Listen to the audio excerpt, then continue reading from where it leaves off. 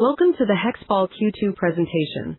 During the questions and answers session, participants are able to ask questions by dialing #5 on their telephone keypad. Now I will hand the conference over to the Deputy CEO and CFO, Peter Rosén. Please go ahead. Thank you, everyone, and thank you for listening in to our Q2 presentation. For today, I'll take you through the overall business performance in the quarter, then go into each business area in a little bit more detail. I'll take you through the financials, and then we summarize and wrap up with a Q&A session. But let's start on group level. As you've seen, it's a quarter where we deliver strong organic sales growth. But when we look at the overall picture of the markets where we operate, there is not much change since the beginning of the year. Generally speaking, we still see fairly high levels of uncertainty and a wait-and-see mentality with a lot of customers and in the markets. From a geographical point of view, it's also similar to the beginning of the year, with higher uncertainty in North America compared to Europe, that is somewhat more stable compared to last year. The uncertainty that we felt in the beginning of the year has, to a certain extent, intensified during the second quarter, following on the Middle East situation, not least with the impact on volatile raw material prices, and I will come back to this in a little bit more detail later on. That being said, when we look at our own performance during the quarter, we see improvements in both of our largest business area, rubber compounding and thermoplastic compounding, while engineered products delivers a stable result. Our focus on maintaining and increasing our market share has been successful here in the quarter, and we see volume growth to our largest end customer segments, such as wire and cable, general industry, and building and construction. Volume to the automotive end customer segment saw some growth on group level. So all in all, we deliver 8% organic growth, mainly driven by higher volumes. And it's especially positive to see double-digit organic growth of 12% with thermoplastic compounding, which is a clear growth area for us. During the quarter, we have also had to deal with increasing raw material prices, which we compensated for through price increases in both Europe and North America. So when we look at the overall Q2 performance, despite some continuing negative FX effects, we deliver 5.3 billion sales, which is up 6% compared to the same period last year, and improve adjusted EBIT at 772 million SEK, and consequently also higher adjusted EPS in the quarter. If we then go into the business areas and we start with rubber compounding, on the markets where we operate, total volumes are still at historically low levels, affected by the general lower customer demand that we see.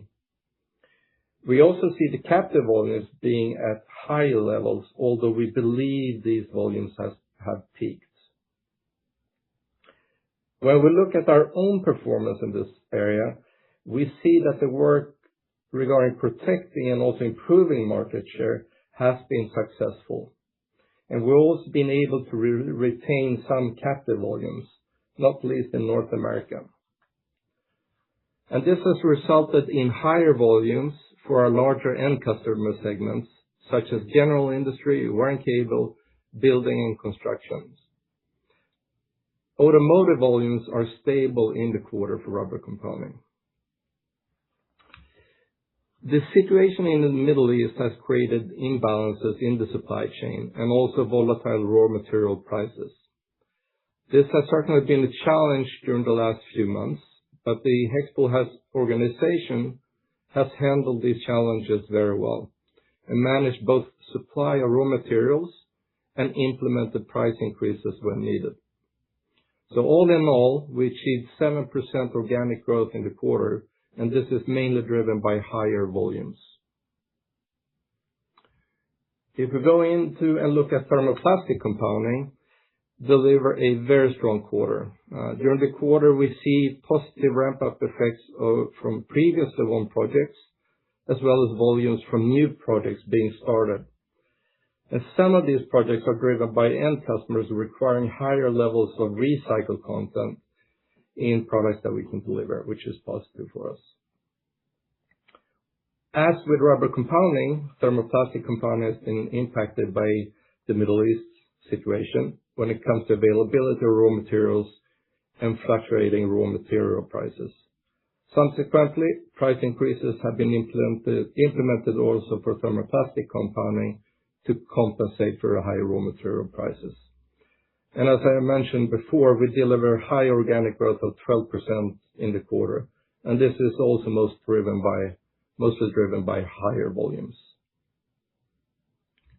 And if we then look at engineered products, we saw somewhat lower sales in the quarter, and this is primarily related to a couple of specific customers in Sweden. Last year, we saw record level sales, and demand has been somewhat lower here in the first half of the year, but we do not see any major market changes in the underlying market. And we still deliver high profitability in the quarter. I will come back to this in more detail later on. If we then go over and look at the financial overview for the quarter, we delivered the sales of 5.3 billion with an adjusted EBIT of just above 770 million SEK with a margin of 14.6%. The reason why we use adjusted EBIT stems from that we report the cost associated with the termination of the previous CEO as non-recurring items. The cash flow in the quarter is somewhat below EBIT, but still solid at about 680 million SEK. We do see some negative impact from the Middle East situation on inventory levels, and I will come back to this in a little bit more detail later on. Net debt to EBITDA ratio at the end of the quarter at 1.17 and below what we had last year in the second quarter. And if we then look at how this compares to Q2 last year, sales are up 6%, partly offset by negative FX effects. And in fixed currency rates, sales are up 9%. And despite about 20 million SEK in negative FX effects, EBIT increased to 772 million SEK. EBIT margin for the quarter at 14.6, which is down 50 basis points compared to last year. And this is affected by the relative increase in OpEx, driven by increased IT investments, but also cost for more people resources needed to support growth going forward. Looking at sales in a little bit more detail for the group, as mentioned, fixed currency sales are up 9%, out of which 8% is organic growth, while acquisitions, which is Capcom, add another 1% in the quarter. And the organic sales increase is primarily driven by higher volumes. From a geographical perspective, North America showed 3% growth, but in fixed currency, the growth was 7%, while Europe delivered 10% growth or 11% in fixed currency. Asia was in line with last year levels. If we take a look at the development of EBIT, so despite the 21 million SEK in negative FX effect, adjusted EBIT increased to 772 million SEK. So at fixed rates, the increase was 5% in EBIT. If we then look at the drivers impacting EBIT compared to last year, the main driver is obviously the higher sales, while the gross margin was on the same level as last year. And as I mentioned, we see an increase in OpEx, and this is primarily driven by higher IT-related costs and investments in people resources to drive growth.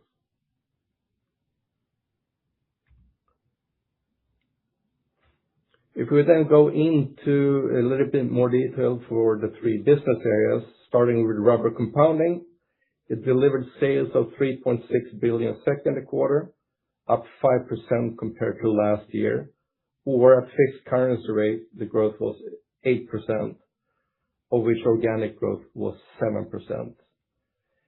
The high organic growth is driven by the higher volumes, and acquired concall adds 1% in sales in the quarter.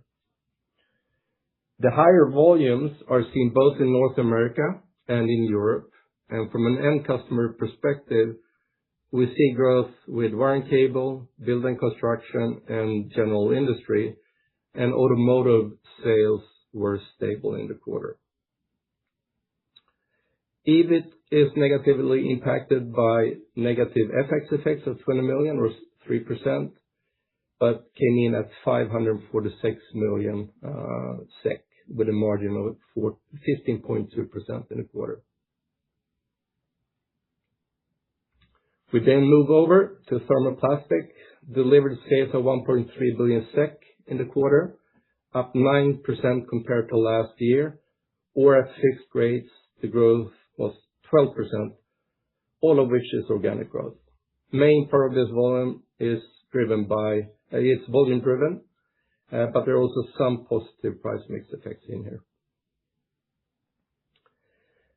As with rubber compounding, the organic sales development was positively affected by higher volumes to most end customer segments, not least building construction and general industry, but also automotive and medical saw growth.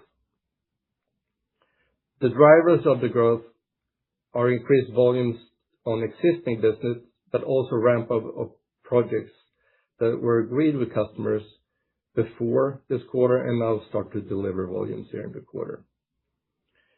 Following on the higher sales, we saw strong improvement in EBIT that increased 40% to 155 million. And at the same time, we saw strong improvement in the EBIT margin, which increased 280 basis points to 11.9% in the quarter.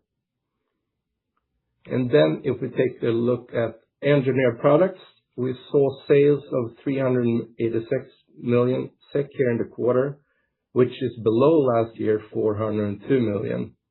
And the decrease is primarily driven by somewhat lower demand from a couple of customers in Sweden. But as I mentioned before, this should be seen in light of record sales in the same period last year.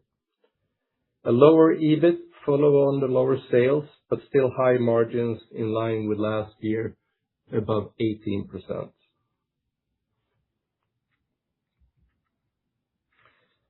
If we then leave the P&L and look at working capital, it is slightly higher than same period last year. This is driven by higher inventory, and this is what I referred to in the beginning. This is affected by the situation in the Middle East. In some cases, we've increased our inventory levels to ensure that we have access to the material that we need to produce. Also, the higher raw material prices impact negatively. Depending on how this situation evolves going forward when it comes to raw material prices, we view this as temporary as we turn our inventory quite quickly during a year. There is no change in any underlying payment terms to customers and/or suppliers. If we then look at the cash flow, we delivered a solid cash flow of below 700 million SEK, where depreciation investments are balanced, while the working capital is, as I mentioned, affected negatively by the inventory in the quarter. And then to finalize the financial view, we closed the quarter with a net debt of 3.8 billion SEK and a net debt to EBITDA ratio of 1.17, below last year. And all in all, we continue here at the end of the second quarter to stand with a very strong financial position.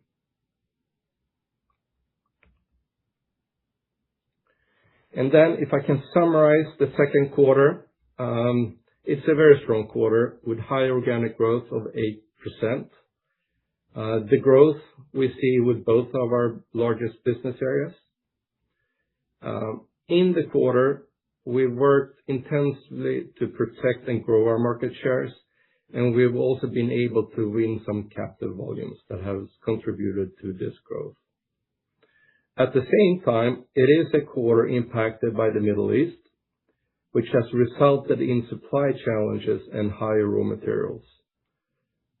I think we've handled these challenges very well. We've been able to secure raw materials needed for us, and we've implemented price increases when necessary. So all in all, when we summarize the second quarter, we deliver high sales and higher results, which we are quite proud of. And with that, I thank you for listening, and I hand over to Q&A. If you wish to ask a question, please dial pound key 5 on your telephone keypad to enter the queue. If you wish to withdraw your question, please dial pound key 6 on your telephone keypad. The next question comes from Henrik Hintz from ABG Sundal Collier. Please go ahead. Hi, Peter. This is Henrik. So first, I was just wondering a bit about the sequential price mix improvement you talked about. Is that sort of, would you say, a durable customer/product mix change, or is there anything about the sort of raw material price swings driving this? Hi, Henrik. When we talk about the sequential price mix improvement, it's primarily price increases that have been implemented. There is some positive mix effects, but it's primarily price. Yes. And I mean, specifically in thermoplastics, where the margin was up quite a bit, how come that differed from rubber? Two things that are similar, and third one, which is a little bit more thermoplastic specific.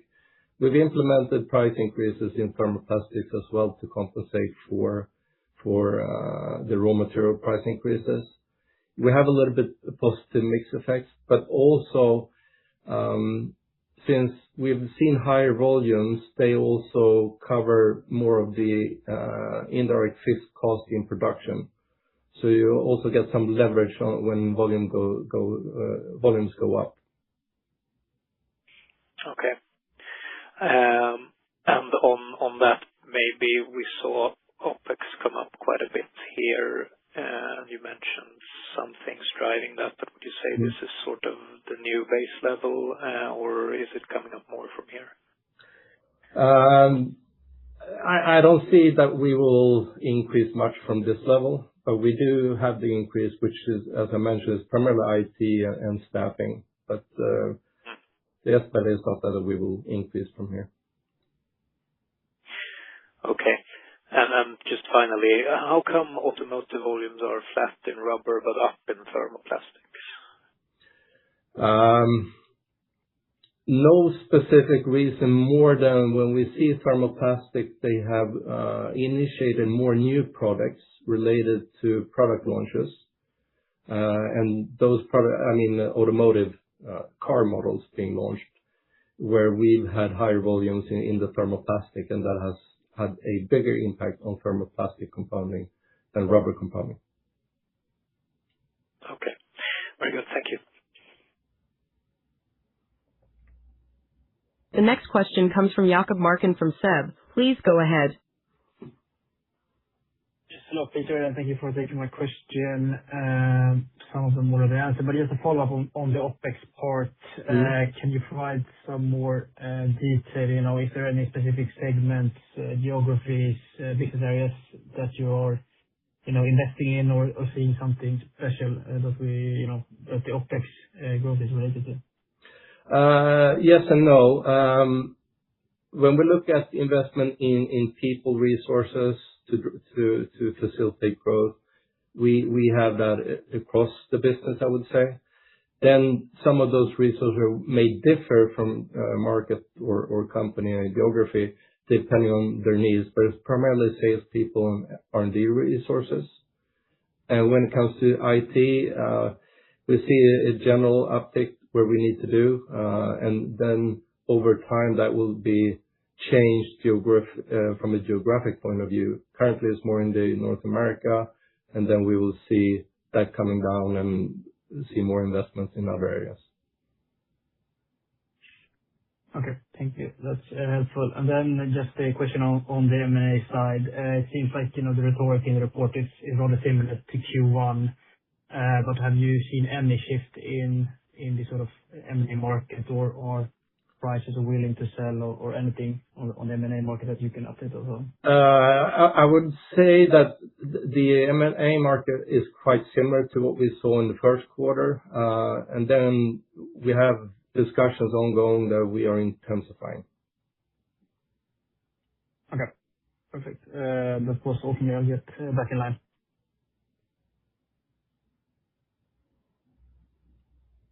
The next question comes from Agnieszka Vilela from Nordea. Please go ahead. Hi, Peter, and thank you for taking my questions. Maybe starting with pricing. Could you help us and tell us how much did you increase prices year-on-year, or what the impact was year-on-year in Q2? And given the volatility in the material prices, what should we expect in the coming quarters? Thank you, Agnieszka. If I take your second question first, the simple answer is we are uncertain. During the second quarter, we saw raw material prices coming up. The forecast is that raw material prices should come down some going forward. But I have to admit, it changes almost daily on the exact development of the raw material prices, depending on what happens in the Middle East. So, but the general forecast, and I can't say when it happens, is that raw material prices should come down. But difficult to answer. Whether it happens tomorrow or a month from now, it depends on how it develops in the Middle East.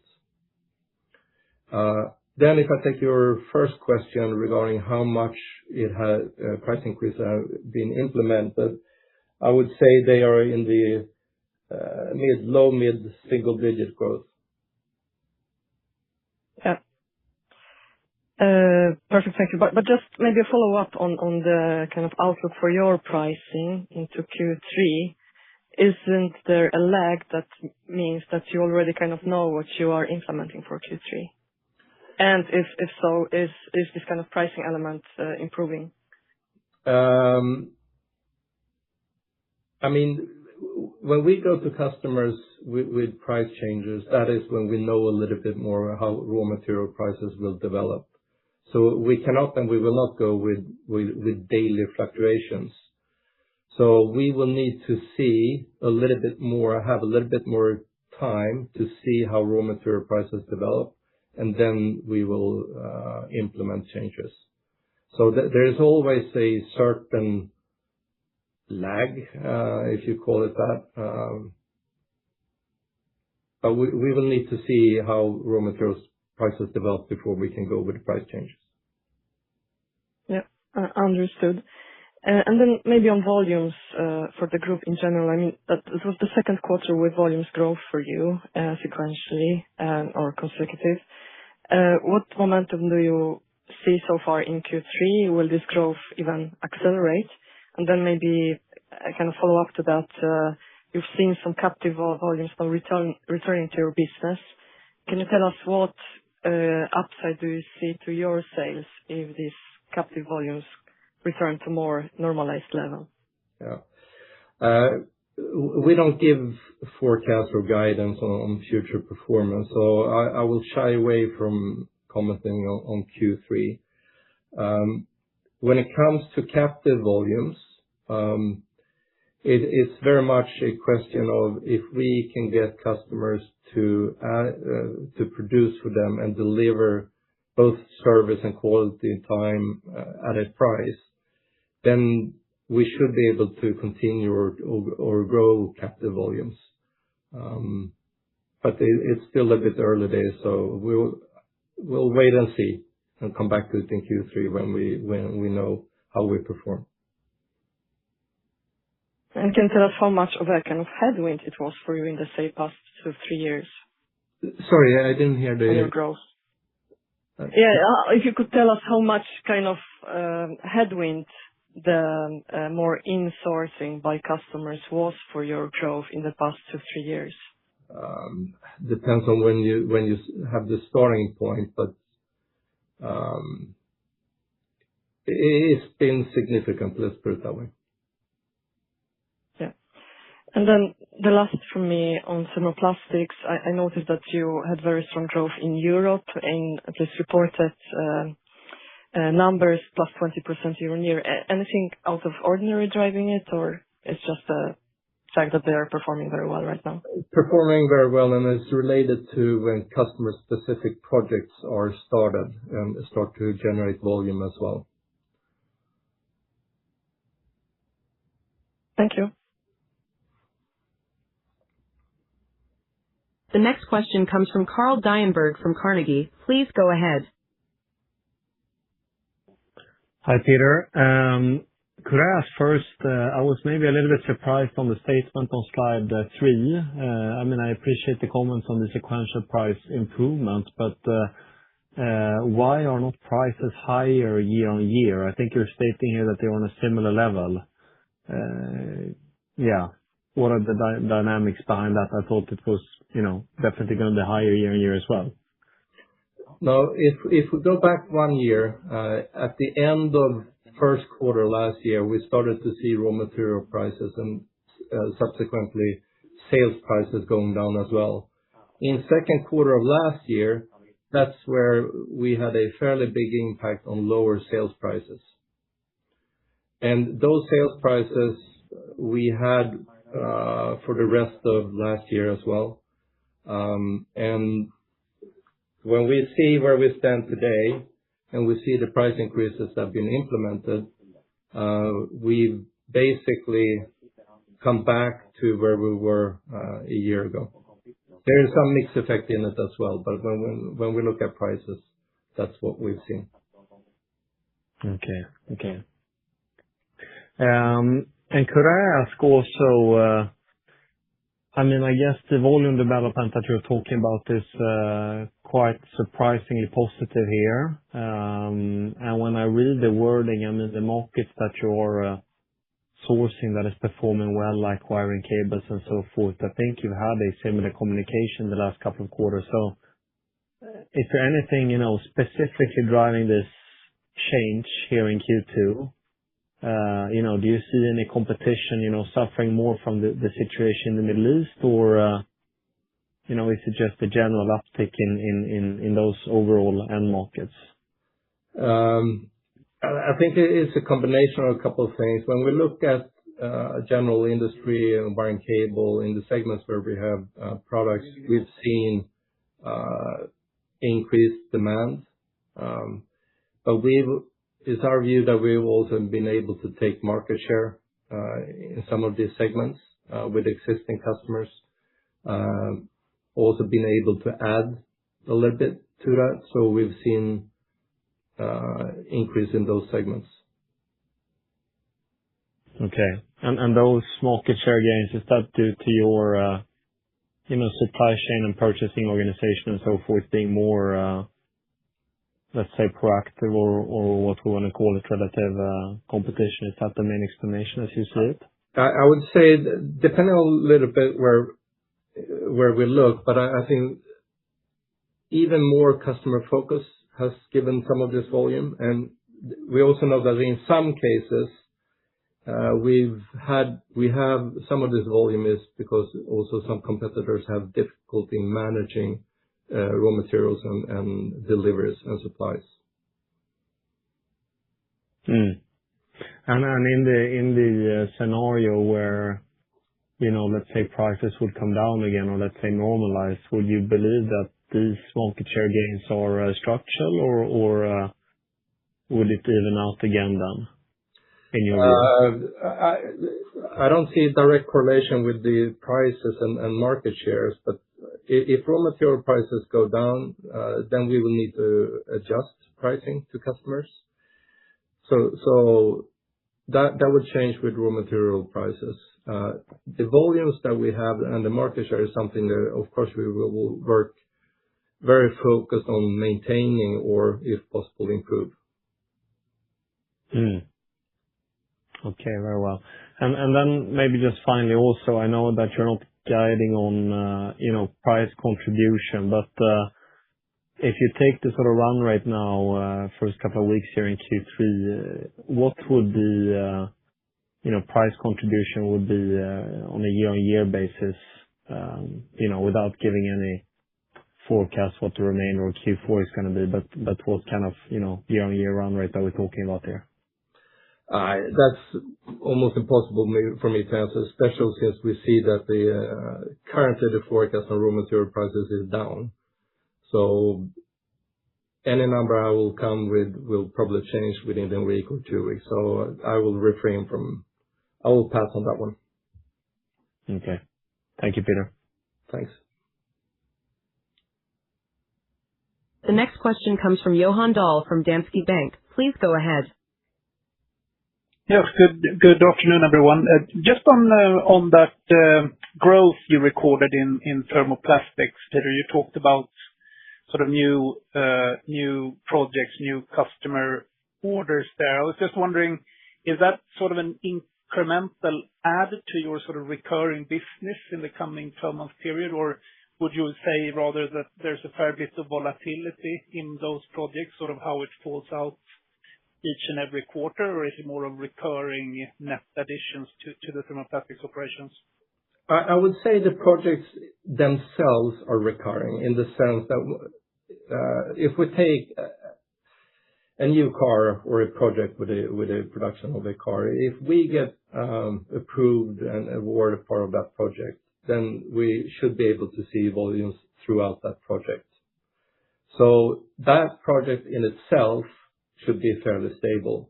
Then, of course, it depends very much on, do we have other projects that run out or end, or can we add new projects that will add incremental volume on top? So I think to answer your question, Johan, no, the projects themselves should deliver the volumes that they do currently. But then it's up to us, of course, to add new projects and ensure that older ones are replaced by better projects. All right. And just finally, if you could just reiterate it, if we talk about the sort of how price mix has impacted your profitability year-over-year, it's been quite negative in the past here. You talked about weak U.S., weak automotive, et cetera. And now, perhaps you don't really see that negative shift, perhaps a bit on the opposite. Clearly, you highlight thermoplastics as being a positive driver for product mix, but is there anything else? I mean, you're still sort of more bullish on Europe versus North America, and auto seems fairly flat this year-over-year. And any color you can add to that mix change? Yeah, take these ones first. Automotive is fairly flat if we look at it from a total perspective, and then we have a little growth on the thermoplastic side. But automotive as a total industry is fairly flat here in the quarter, and we expect this also for the full year. But we do see growth in some of the other areas, such as wiring cable and also general industry, we see some improvement. If we talk here from an end customer perspective, from a geographical perspective, we still think that the U.S. is more uncertain than Europe. There is still the question of affordability and that impact on demand, not least on automotive, but it has also some other impact in other industries. While Europe, which has its challenges as well, is still more stable than North America when it comes from general demand. All right. Thanks a lot. Thanks. As a reminder, if you wish to ask a question, please dial pound key 5 on your telephone keypad. The next question comes from Mats Liss from Kepler Cheuvreux. Please go ahead. Yeah. Hi. Thank you. Well, coming back to organic sales there, and I guess you mentioned that you have increased inventory somewhat to secure deliveries and so on. do you see a similar pattern among customers there? And maybe also if they try to avoid price increases, well, have you seen any impact of that in your organic sales improvement? To a certain extent. I think in the beginning of the quarter, if we go back to April and partly May, we did see some customers where we think they order a little bit more than they normally do. But our products don't lend themselves to pre-buying that much since, for example, rubber probably has a shelf life of 3-4 weeks. Then it needs to be turned into components. So even though we did see a little bit of it in the beginning of the quarter, when we look at the quarter as a total, we don't think that there is much effect of pre-buying. Okay, great. And secondly, on thermoplastic there, well, you mentioned this market share gains you have succeeded in, and on the back of customer projects. Could you say something about the second half there, short term, if you see similar trends benefiting you? Sorry, in the second half of? Yeah, this year or maybe longer term also. But if you have sort of a good position in customer related projects, it sort of boosted you in the first half here or in the second quarter. Yeah, in that sense, I mean, our view is that we have a good position, but regarding volumes that will materialize the second half of the year, I will pass on that because then I will get close to guidance, and we don't do that. So currently, we're delivering on the projects that we have. We feel comfortable with the share that we have. And then we will just need to continue to work on this focus going forward. And finally, just on rubber compounding there, I mean, you mentioned that increased overhead costs there affected your margin negatively. Could you shed some more color on that one? Yeah, as I mentioned, we've invested in more people resources, not least on the sales side. Also on the R&D side, where we've made some changes and centralized some R&D, for example, here in Europe. And then we invest more in IT, both to replace existing systems, but also invest in more efficient systems going forward. So it's a combination of those things that I have. Great. And finally, I mean, you mentioned you have a pretty good financial position now, and the M&A opportunities. Could you say something about those? I know you are in the changeover process here of management, also CEO. Do that affect your sort of how trigger happy you are to make acquisitions? If I take your last question first, no, that will not impact. Not more than we are very focused on actually on delivering M&A, so that there will be no pause or let up in us doing M&A because of this. So we continue to work as focused on this, and even more so than we've done before. We're really keen on doing this. Okay, thanks. Thanks a lot. The next question comes from Agnieszka Vilela from Nordea. Please go ahead. I have a follow-up on thermoplastics and profitability for that division with expansion of almost 3 percentage points year-on-year in the quarter. I note though that comparisons, I think, were a bit easier given that Q2 last year was down on margins. Yeah. But still, could you tell us, should we expect a similar kind of improvement in profitability in the coming quarters if volumes, hold up or improve, if you see this positive mix effect still? What to expect in the coming quarters? difficult to say, but I think the current profitability level where we are now makes sense. That's where we can be in the short term. Then, of course, we have said that the strategic direction of growth in thermoplastic is to move up in what we call the product pyramid. But that move, where we move into more profitable segments, is something that we will need M&A to drive, to be a large driver of. So we need to do more M&A in thermoplastic in order to move it up further in the product pyramid. Perfect. Thank you. There are no more questions at this time, so I hand the conference back to the speakers for any closing comments. Thank you, everyone, for listening in for our Q2 report. Thank you, and I wish you a very nice week. Take care.